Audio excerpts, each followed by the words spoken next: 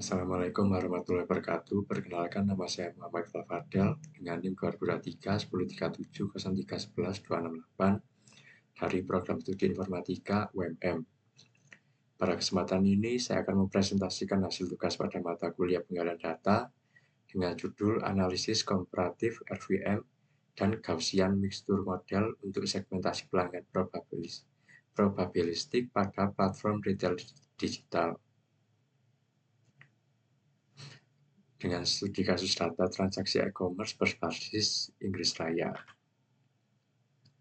Pada bagian latar belakang, dapat dijelaskan bahwa biaya mempertahankan pelanggan lama jauh lebih rendah dibandingkan biaya akuisisi pelanggan baru.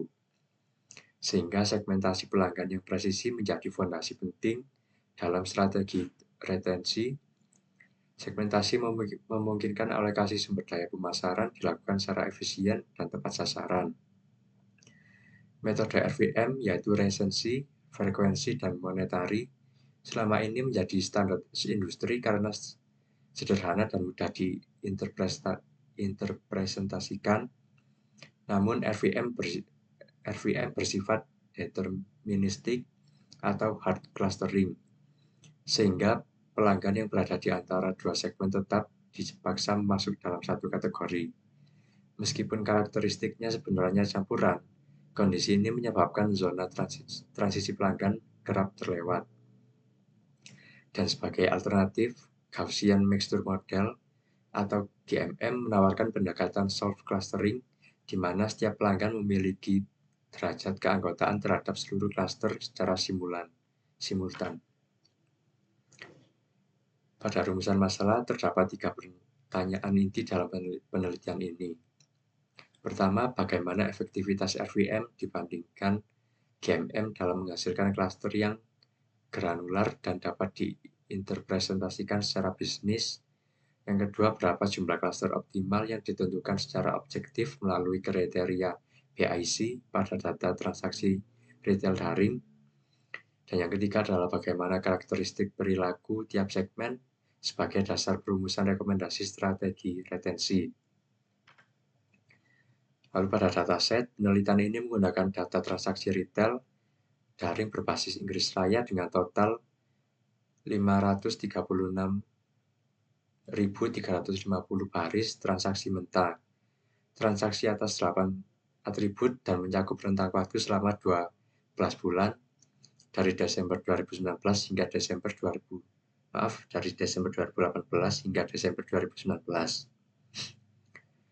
Kedelapan atribut tersebut meliputi transaction no sebagai ID transaksi dengan 6 digit, dengan date sebagai tanggal transaksi, production no dan production name sebagai ID serta nama produk, price sebagai harga per unit dalam mata uang GBP, quantity sebagai jumlah unit per transaksi, customer no sebagai ID untuk unit pelanggan, serta country sebagai negara pelanggan.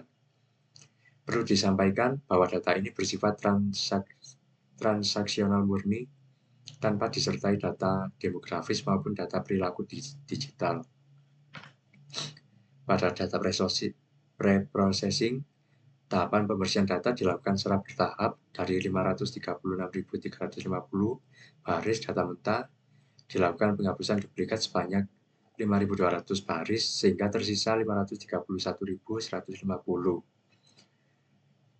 Selanjutnya diterapkan business rule, yaitu penghapusan baris dengan customer no kosong serta nilai price dan quantity yang lebih kecil atau sama dengan 0 sebanyak 8.549 baris. Untuk hasil akhir setelah seluruh tahapan dibersihkan adalah 522.601 transaksi yang mencakup 4.718 pelanggan unik. Pada tahap ini juga dibangun dua fitur turunan, yaitu total amount, hasil perkalian antara price dan quantity, serta year amount. Lalu pada eksplorasi data analis atau EDA terdapat 3 temuan awal dari hasil eksplorasi data. Yang pertama adalah tren penjualan bulanan menunjukkan puncak penjualan terjadi pada kuartal keempat yang mengikuti pola musiman yang selaras dengan periode liburan akhir tahun. Temuan ini berimplikasi pada kesiapan logistik dan anggaran promosi. Lalu yang kedua adalah analisis top 20 produk menunjukkan konsentrasi pendapatan yang tidak proporsional pada sedikit produk, selaras dengan prinsip distribusi Pareto dalam retail. Dan yang ketiga adalah analisis retensi cohort menunjukkan penurunan retensi yang tajam pada bulan kedua setelah akuisisi, yang memperkuat urgensi penerapan strategi retensi yang terdiferensiasi. Lalu metode pembanding. Metode pembanding yang digunakan dalam penelitian ini adalah segmentasi RFM yang terdiri atas 3 dimensi, yaitu recency, yaitu selisih hari sejak transaksi terakhir, lalu ada frekuensi, yaitu jumlah transaksi unit pelanggan, dan monetary, yaitu total akumulasi nilai transaksi. Ketiga dimensi tersebut diberi skor kuantil pada rentang 1 hingga 5, yang kemudian menghasilkan 5 segmen preskriptif, yaitu champions, loyal, potensial, at risk, dan hibernation. Keterbatasan utama pendekatan ini adalah sifatnya yang hard clustering, di mana batas kuartil bersifat artifisial, tidak mampu mendeteksi pelanggan pada zona transisi, dan hanya memanfaatkan 3 dimensi perilaku. Fitur engineering untuk pemodelan GMM disusun 5 fitur perilaku pelanggan, yaitu recency, frekuensi, monetary, average order value yang diperoleh dari monetary dibagi frekuensi, serta distance product, yaitu jumlah produk unik yang pernah dibeli. Pada proses seleksi fitur dilakukan melalui analisis korelasi antar fitur, yaitu backward elimination dan model-based selection, yang menghasilkan keputusan bahwa kelima fitur tersebut dipertahankan karena bersifat ortogonal dan signifikan. Dan untuk penanganan outlier dilakukan menggunakan metode IQR clipping, di mana nilai ekstrim dipotong ke batas 1,5 IQR, sehingga distribusi data tetap terjaga tanpa perlu membuang data. Untuk seluruh fitur kemudian distandarisasi menggunakan standar scalar, sehingga menghasilkan rata-rata 0 dan simpangan bagus 1. Untuk metode utama sendiri yang digunakan adalah Gaussian Mixture Model atau GMM. Pada model ini dapat diasumsikan sebagai campuran distribusi Gaussian multivarian, di mana setiap komponen mempresentasikan satu klaster dengan vektor rata-rata dan matriks covariance tersendiri.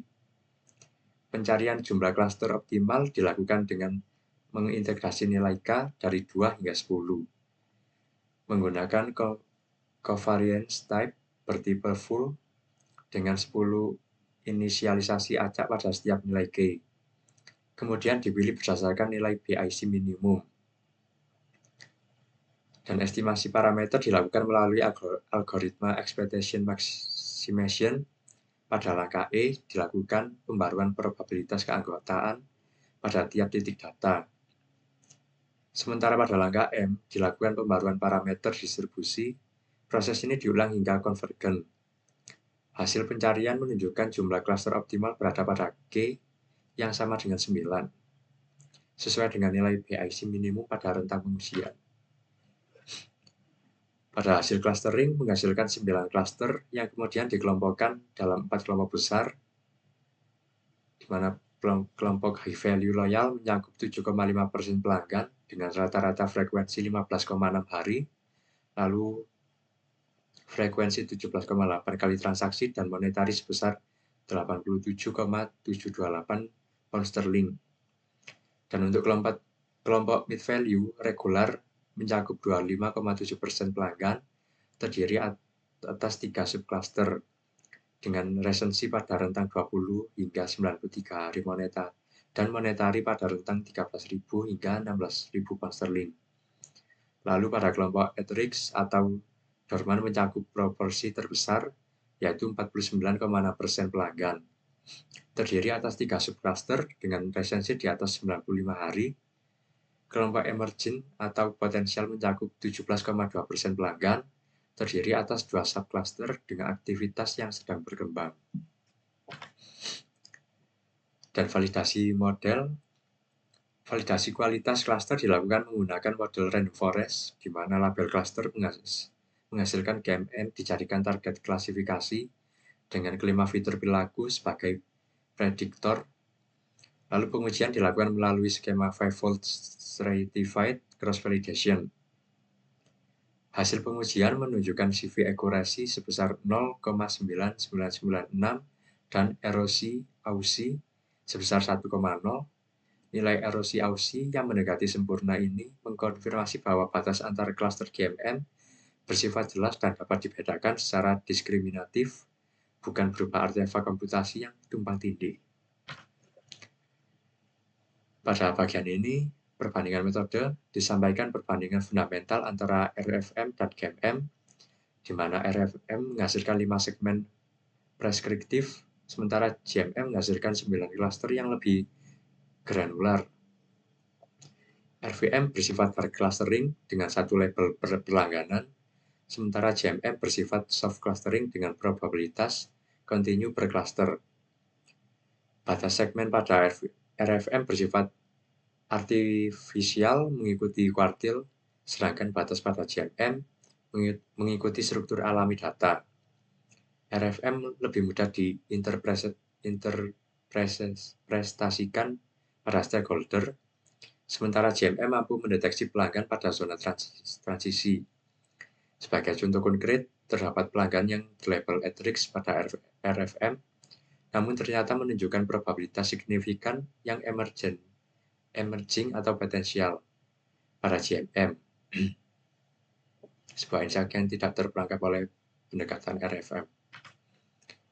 Dan sebagai kesimpulan disusun rekomendasi strategi referensi untuk masing-masing segmen. Untuk segmen high value loyal mencakup 7,5% pelanggan, direkomendasikan program loyalitas yang eksklusif dan personal. Bukan sekedar diskon transaksional yang mudah ditiru kompetitor.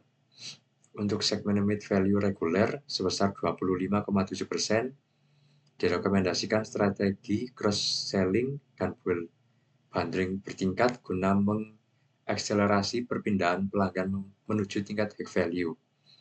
Untuk segmen at risk atau dormant, yang merupakan proporsi terbesar sebesar 49,6%, direkomendasikan strategi win-back yang terdiferensiasi, yaitu pendekatan intensif untuk mantan pelanggan aktif dan insentif harga untuk pelanggan yang sejak awal minim keterlibatan.